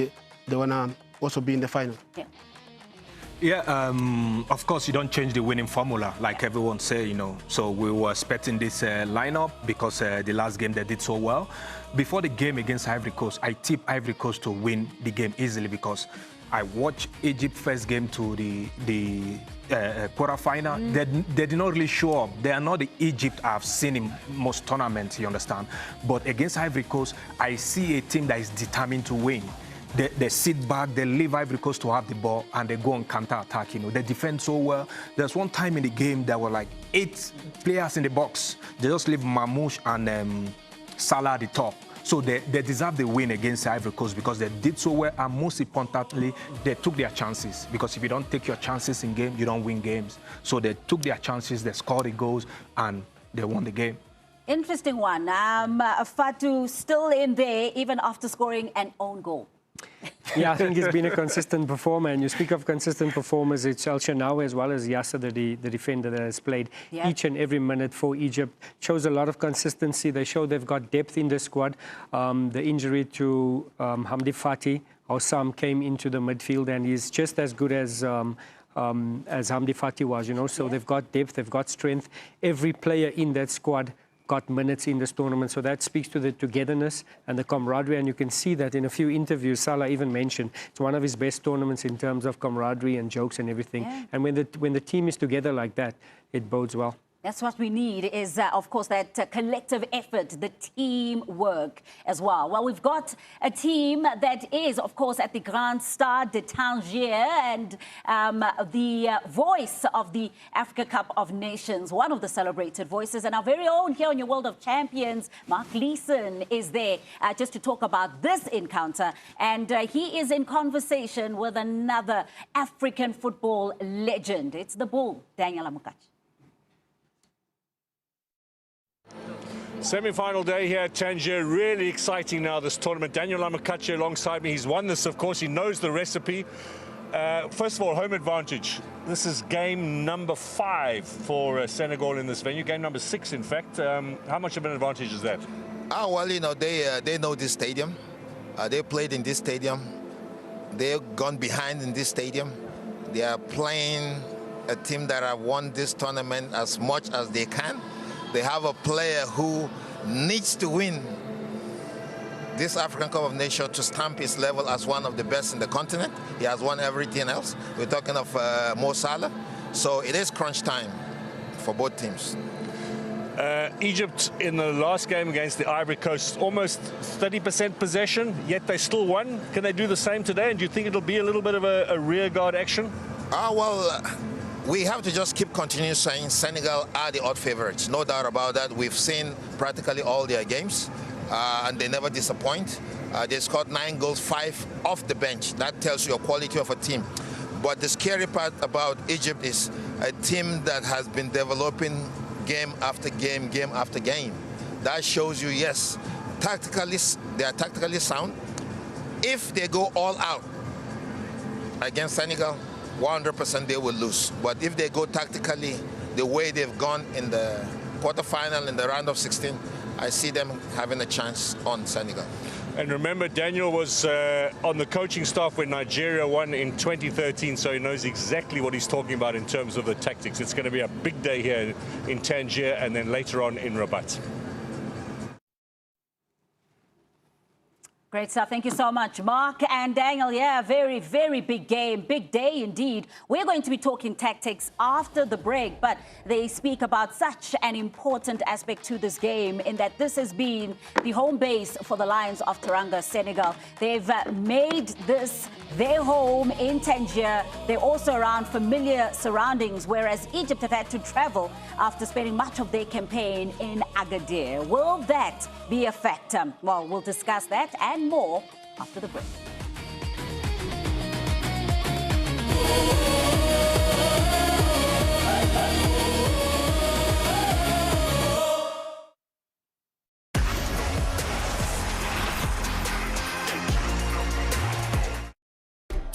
When the family meets, every occasion is a meal. That's why we're giving you the family meals. Every AFCON moment is now a reaction that settles the score in every family group. Get all the AFCON memes in one place. Scan here. Ukukhula kwami akubanga lula. Mhlambe manje ikho nami endlela mangithola umsebenzi ngobambe ngale ndlela ngibambe ngayo. La isiwakhona. Vela akukho right. About leli thuba lokuthola kumele 7 years old ngicela isithongisile sona sasekhaya. Into important engipushayo kakhulu ukuthi nomuze ngishiyo uyo uwona ekhaya angivumi mathi uqinile nguye sekanjiya. First rules first. Tennis is and always will be a gentleman's game. Keep the court disturbance free. Dress codes will be strictly enforced. Leave the play to the professionals. Remain seated during play. Children should be seen, not heard. Players and spectators should never interact. Noise must be kept to a minimum. And above all, players must maintain decorum. Tennis in Australia hits different. Catch all the action from the Australian Open live on 3 broadcast and 2 streaming channels. SuperSport's coverage is proudly brought to you by M&G Investments. Betway SA20. Welcome to Incredible. Get your tickets now. Betway SA20. Welcome to Incredible.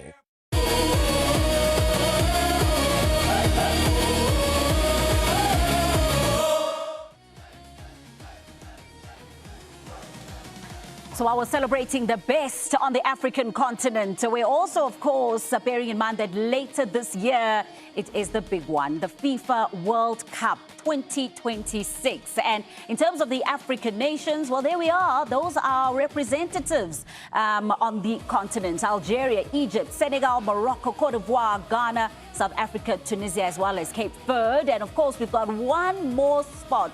And we're waiting to see who is going to join these nations so far. So are we looking at even better, greater representation, quite possibly going even further? If you look at how some of these nations have performed so far at the Africa Cup of Nations. Looking forward to it this time. 9 representatives from Africa. Africa is growing in terms of competing. Morocco done us all proud. They're going to the semi-finals in Qatar. And we don't want to rub it in, but Ighalo knows that there's a name missing there. Only Nigeria is no missing Nigeria there. The best team in Africa is missing there. The best team in Africa, that's Morocco at the moment. Number 1 team on the African continent. The best scoring team. The best scoring team. 14 goals in AFCON. So it's only Nigeria that is missing there. Hey. But what deserve the other team that is there? They did well to qualify to the World Cup. Yep. And they deserve it. But it was just missing Nigeria because with what we're doing in the AFCON, we're supposed to be there. But FIFA will do something, we know. All right, yeah, talking about what it is that Nigeria are doing at the Africa Cup of Nations, they can fully focus on this. So because you're feeling that burn from missing out on the World Cup, you're saying you're going to make this count. They're going to go all the way and claim the honors. Yes, because they have to redeem themselves, you understand, because they didn't qualify for the World Cup and your country is insulting them and shouting at them, So coming to this tournament, they know they have to redeem themselves because if not, they are not coming back. Nigerians are crazy about football, So that's why I'm not surprised with what they are doing, but the unity in the team, the way they are playing and scoring goals, that is only what I'm surprised about. So, but getting to this stage, I know they have to do more to redeem themselves. Yeah, and you're also seeing it as well amongst the team, that camaraderie. They really are playing for each other. Yeah, like I say, they're not going for World Cup. I think so for them, this is their World Cup, because they know that they have to pay back for the people from home. People support them and people love football. Nigeria, there are many people that everywhere, so they love football. I think they have to step up as a team and their unity and also their team that I think they're showing like, I don't know why they're missing in the World Cup. I don't know why. Yeah. Now they're going to show that they deserve to have been there. One of the comments that we saw there on Twitter saying that, on X rather, saying that they are wishing, I think it was Pelelani, saying they are looking for or wishing for a Senegal versus Nigeria final. Well, that'll be awesome. Yeah. If you want to be a bit biased here on the southern tip, we'd love to see our neighbours, which is not too far up north, being in the final. But just to get back to Nigeria, it's always about the stars and the egos, and there's something in the dressing room. And they tried to do that with Osimhen and Lookman. And you've addressed it so nicely. And I think the players themselves have overcome that. They listen, we got to be together. We have the quality. Yes, we haven't been to the World Cup. And I think this is why it makes them so dangerous and so eager to lift this cup. And I think they got it right now, because there's always journalists or somebody trying to throw something unsavory in the camp. And then it just divides the camp. But I think what Osimhen and Lookman done in terms of interviews and how we will be, and sometimes social media really assist, and you can see the camaraderie there. And I think that's the missing ingredient that Nigeria needed, and they do have that. Yeah, they've got it now. That's they really showing this united front. So we'll talk about this and more a little bit later on when we build up to that encounter between Nigeria as well as Morocco in the other semi. But right now, we've got this order of business before kickoff in Tangier, Senegal as well as Egypt. We did promise you tactics, so let's talk about how it is that these teams are actually going to play out, the formations. We know who is in that starting 11, no major surprises at all, and the consistency has been there till this stage of the competition. How do they play today? Yeah, it gives us a chance just to look at Egypt, and Gaba, you can come in here. I just want to firstly remove Senegal and just look at how they're going to set up. It's an Egyptian side that's very disciplined. It's an Egyptian side that starts with a 4-4-2, but it's very dynamic because there's a lot of changes to this formation, because it looks like there's Mamouche as well as Salah. But at times, when Salah moves further out to the right-hand side, Mamouche will take up a bit of a central position, and then you'll see the likes of Ashur making his runs right in there. Sometimes it's Fati that will be further up there, and that will give them the three up front. And this is when they need to be very, very compact in the middle of the park there, Gaba. If you could come in there and just speak about that midfield or the formation. No, I think today I think they need to be compact together, because I think the team they're playing today with Senegal is a team that they like to break the line. You know, it's a team that actually also the defense, they don't need to move too much, because they need to be back first to watch them play in front of them, because what they did like a previous game, they sit back, they wait for Ivory Coast to come, and then they use those space. So I think they're gonna do the same thing today, because they know they have Mahamouche and Sarah, which is their key player to break the line. So I think also their midfielder, they're clever, because they know that the two players they are quicker. So I think they're gonna use the same tactic what they did the previous one. That's right. Yeah. Also talking about what's happening in terms of that attack and leading up front for the Egyptians. Can we talk a little bit more about Omar Mamouche? Second goal of the tournament against Cote d'Ivoire, one of the players for Egypt, that all eyes are going to be on this individual from Man City to lead the line against what really has been a resolute Senegalese defense. Mamouche is very sacrificing player. He works hard for the team. He defends, he scores goals. And you saw the goal he scored against Ivory Coast. His counter-attack, and he's very intelligent. The pass was coming, and he just ran inside and took the ball and scored the goal. He's a very good player, and he's going to be crucial today because he likes to run behind, and he works and he defends. So he's one of their important players. People always talk about Salah because he's the one everybody's saying because he has done well. But watch Mamouche when he's playing. He sacrificed himself for the team. Yeah, we have to talk about this individual. Also in the race for that golden boot. 4 goals, 5 matches, leading the line, talismanic. He has created 12 chances for his side, 6 shots, but you know, he uses his speed sparingly and intelligently. He knows when to make and hurt himself to get into the box. We've seen the 3rd goal he scored against Ivory Coast that really gave them some a chance to absorb the pressure that Ivory Coast was holding on them. So he's a massive player, and as Ighalo mentioned, he's not alone. He's got the likes of Mamouche there, but a very important player is Ashur. Ashur is an attacking player, but at the same time, he assists defensively, so he makes that defense very solid. So as we mentioned, Egypt is it's a side that works as a team. All right, let's talk about the Lions of Teranga and how they line up as well. Unchanged lineup from their quarterfinal encounter with the Cote d'Ivoire. They have been playing with the same formation, 4-3-3, and they're going to start like this. And if Egyptians want to win this game, they have to win the midfield, because you see, Guaye, Papa Guaye, and Diarra, they run a lot, and they're going to kick hard, they're going to play and all that. And Mane will always come in and leave the space for the left back to run. This left back is always going to be here, And when he gets the ball, he cross. And Jackson, always on the first ball. You see Mane, the assist he gave against the other team. He took the ball from inside, and it gives straight pass direct. And this, you see the goal he scored against the last game they played. He always come against Mali. He always come to shoot rebound, you know. So, and again, they have to be more watchful of Mamouche, because Koulibaly is not that fast, so he has to remain mostly if everyone goes on attack. But I believe if they want to win this game, they have to win this spark of the game, because Egyptians are playing 4 there, and they are playing against 3 midfielder of Senegal. So Egyptians need to win that midfield to be able to win this game. And this game is going to be very tough for them, because Senegal is going to come out with all attack. That's right.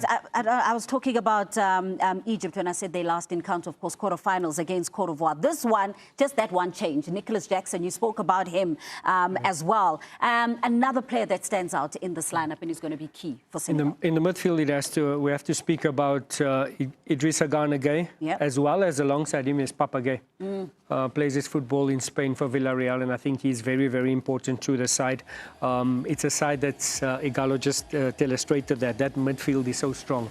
You have the likes of Gana Gueye protecting the defense. Papa Gueye is a box-to-box midfielder, as well as Diarra. So this is the strength of the Senegalese side, and that if Egypt does not match them in the middle of the park there, with that man in your picture, Papa Gueye, he's physically strong. He's got the engine to move box-to-box, and he's also got an educated left foot on him, and he's also got some goals in him. That's right. Yeah, remember, of course, his brace in that encounter against Sudan that helped book them a quarterfinal spot. But that middle, that engine room, very, very important, very big as well for Senegal, and that's where you find this individual, Diatta. I think it's a player that I watch a lot. I think before he used to play as a right winger. Yeah. So if the coach believe in you, I think as a player you can play any position. So look at player, and he's doing well like as a natural right back, which he's not. And coach, I think, believe in him, and also the teammate believe in him, and also they give him support. So he's doing well. Actually, he's a player that is going up and down. He's even creating crosses for the players in the box, so I think he's doing well. Yeah, no, I totally agree with Gaba there. I think Diatta, I think he's arrived. He's announced himself at this AFCON. He's played every minute in this tournament as well, and he really gives them, as you illustrated once again, it gives the likes of India to come a bit inverted, and it gives him license to be up and down. And this is why Senegal is so dangerous, with Diatta on the right, as well as Diouf on the left-hand side. That's right. You see, so that's why we're saying that there have been so many different contributions up front for Senegal, and that's why the main man, Mane, can afford to really let the rest of the team also carry the load.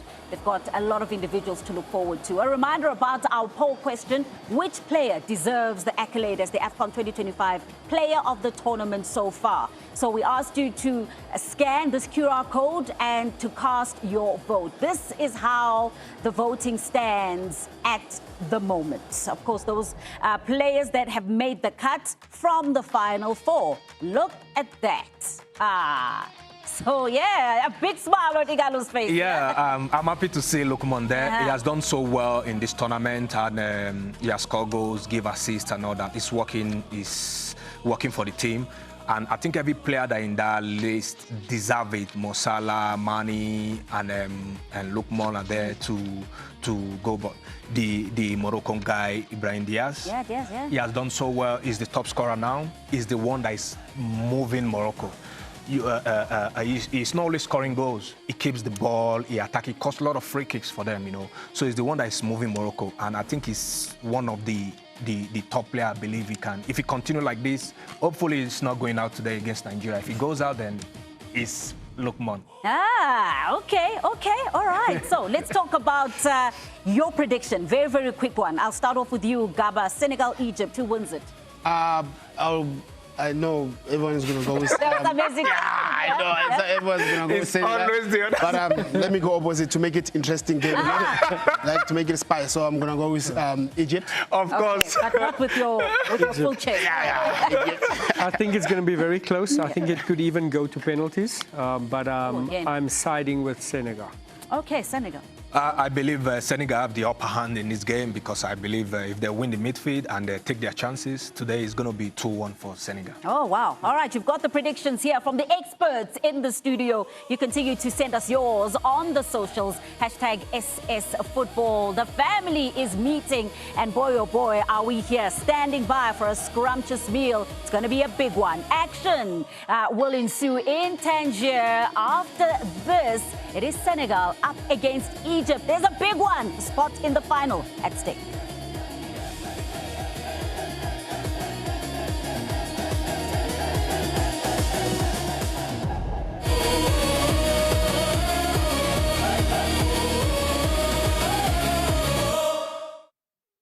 This is AFCON, my friend. Everything is the competition. AFCON 2025. Catch every match in 6 languages with analysis by the continent's biggest stars. Live on SuperSport, only on DSTV. This broadcast is proudly brought to you by 10Bet. There's never been a better time to switch to SuperSport Bet. Get 250 bonus spins with your first deposit. Whether you love the excitement of slots, the strategy of table games, or the thrill of live casino action, SuperSport Bet has it all. Alrighty guys, you ready? Claim 250 bonus spins plus 100% first deposit match up to 5,000 Rand. Switch to supersportbet.com. T's and C's apply. You want football that's absolutely unpredictable. Football with no respect for ranking, league, or history. For the first time in their history, there's a new name on the FA Cup. Then you want the FA Cup. It's knockout football, starting this January. It's on SuperSport. Proudly brought to you by Sporting Bet. Betting amplified. Game, set, and a sunny good day, mate. It's the Aussie Open. Bringing the sizzle down under is Yannick Sinner. Are you ready for this? The two-time defending champion returns to Melbourne as a firm favourite after wrapping up a hugely successful 2025 with a second straight ATP Finals title. It is back-to-back titles for Sinner in Turin. Away from the court, Sinner has been switching his racket for a golf club and hitting the slopes. Let it rip. All the action live on 3 broadcast and 2 streaming channels, because tennis in Australia hits different. SuperSport's coverage of the Australian Open is proudly brought to you by M&G Invest.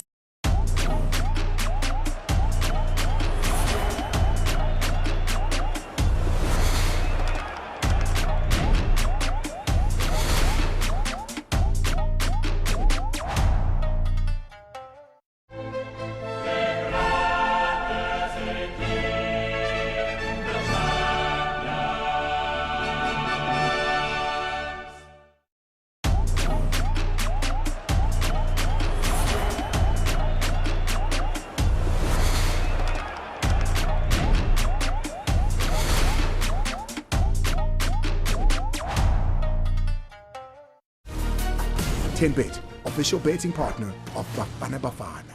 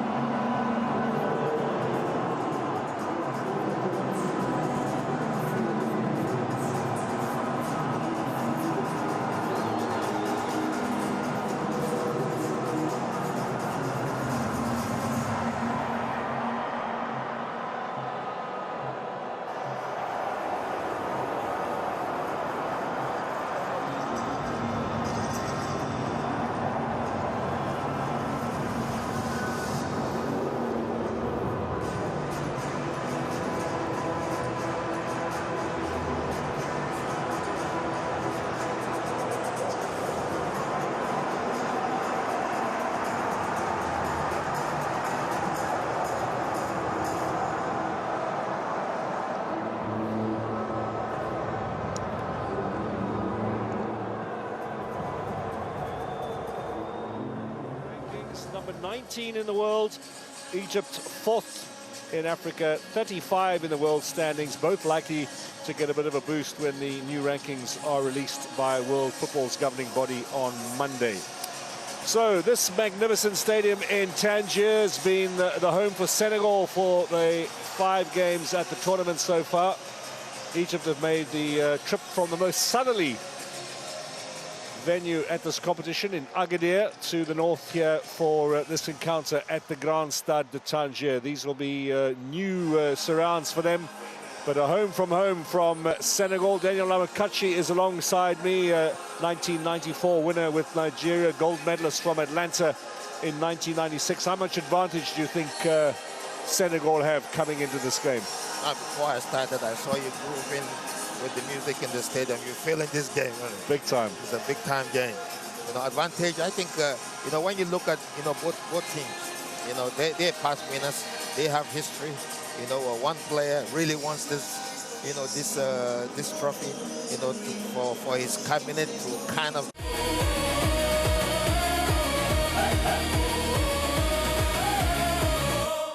Here, we're known for our sense of service. It's all about finding ways to support you. Day after day, doing everything we can to be useful and providing energy in all its forms. Everywhere, every time, all across the continent.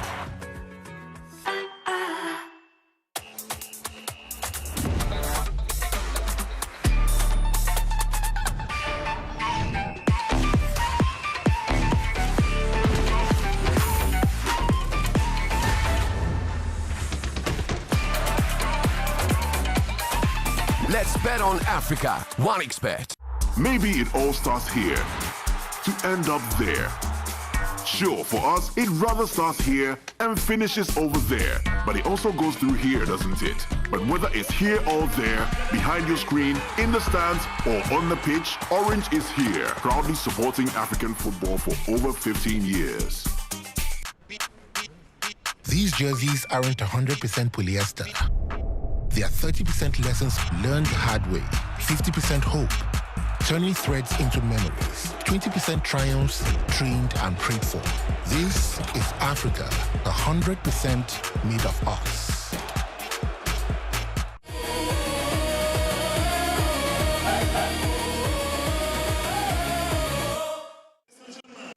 Beautiful atmosphere to play, because even before the team, after the warm-up, they have to water the pitch. That tells you how dry the pitch is.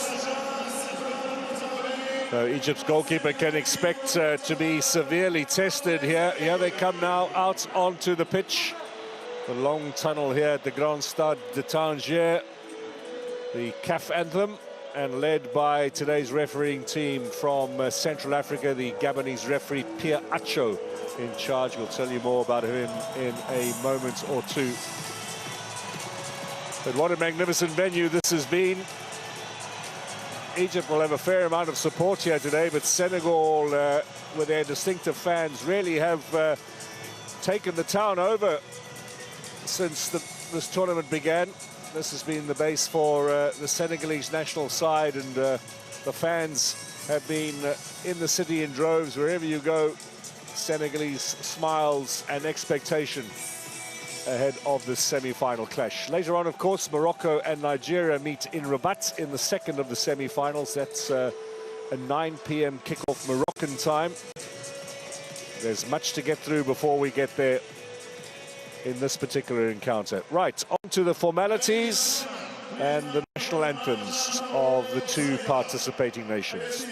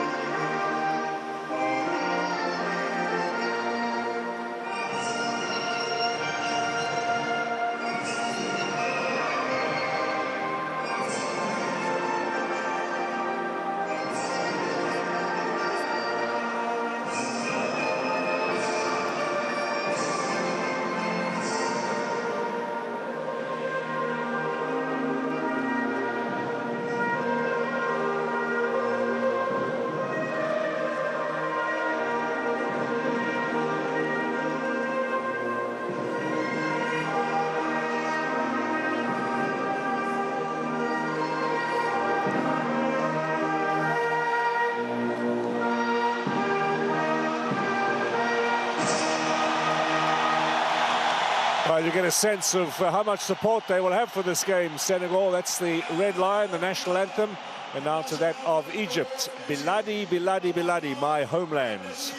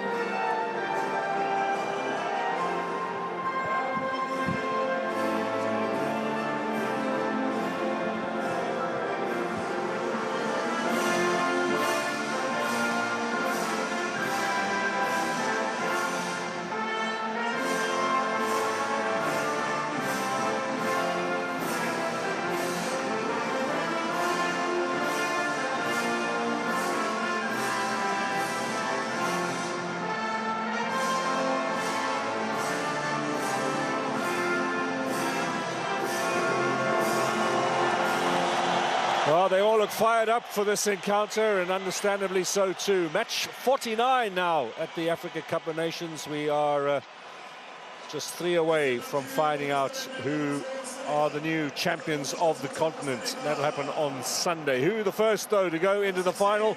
That we should know in under 2 hours from now. So a chance to introduce you to the starting lineups of both sides. The Senegalese team have 7 players who have a yellow card to their name and are under threat of suspension should they pick up a yellow today. Kalidou Koulibaly, the skipper, got booked in the semi-final in 2019 and missed the final. Idrissa Gana Gueye, their most experienced player in the middle, he has been outstanding in this tournament. One change in the lineup. Nicholas Jackson, Daniel, is in for Habib Diallo up front. Yeah, they're sitting pretty well. The 4-1-2-3 formation. They didn't change, the way they were playing. Jackson back into the team. My only surprise, is still Diate. Diop holding that position for Jacob. Yes. At the left-back position, the youngster from West Ham gets the nod over Ishmael Jacobs. Here, the two skippers will meet, of course. Koulibaly played at Chelsea, as did Mo Salah, although at different times, of course. But they've played against each other at the highest level here. And a greeting between the two before we get matters underway. The refereeing team today is led by Pierre Acho from Gabon, the 33-year-old. He, in fact, was in charge when Egypt beat Benin in the round of 16 just 2 games ago. Assisted today by Boris Titsocha, who's also from Gabon, and Danis Mutsasi from Congo. Our VAR official comes from Kenya, Peter Waweru. Fourth official today is from the Democratic Republic of Congo, Jean-Jacques Ndala, the man who did the opening match of the tournament. Now, the Egyptian side, no surprise, they start the same lineup from the 3-2 win over the Cote d'Ivoire, Ivory Coast in the quarterfinals. 5 players from Al Ahly in the starting lineup. And up front, of course, Daniel Amokachi, 2 big stars of the Premier League. We'll be looking forward to the combination of Omar Mamouche and Mo Salah. But what a big part Imam Ashur played in that last win over the Ivorians. Oh, he had a decent game. Always there. You can see the 4-3-1-2 formation, Mohamed Salah and Mamouche, up front. But they always have that freedom to drop deep, to get the ball in their feet. All those Senegalese players have to be wary, especially Diaye and Idrissa in that midfield, because you know how tricky the Egyptians can be. To see that if they don't go through, make them not to, but be involved in the final. Now, every time they show Mo Salah's picture on the big screen here, a massive round of applause from their spectators. Pierre-Alain Moulongui, the president of Gabonese football, was sitting there next to the CAF president, Patrice Motsepe. He'll be pleased that, as a former referee, it's Gabonese officials who are in charge of today's lineup. So we wait for the kickoff here. Egypt, of course, record holders at this Cup of Nations. They've won more titles, they've played in more finals, they've participated in more tournaments than any of the other teams. But can they get past Senegal? Let's see after the countdown. So Nicholas Jackson gets us underway. Senegal defending the goal to the right there in the all green today. Expect a lively, high-tempo affair between these two teams. Senegal have scored in every single one of the matches that they've played in this tournament, and